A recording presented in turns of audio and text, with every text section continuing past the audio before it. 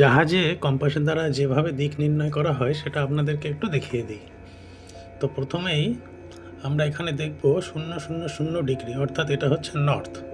তারপরে আমরা চলে গেলাম ইস্টে, এটা হচ্ছে 090 তারপরে আমরা চলে গেলাম সাউথে, এটা হচ্ছে 180 এবং তারপরে চলে গেলাম ওয়েস্টে, যেটা 270 এবং ওয়েস্ট থেকে আমরা আবার ঘুরে চলে আসি নর্থে 360 অথবা 000 এবং এখানে এখন দেখিয়ে দিই, দেখুন আমাদের জাহাজের হেডিং আছে 180, অর্থাৎ আমাদের জাহাজ এখন 180 সোজাসুজি চলছে।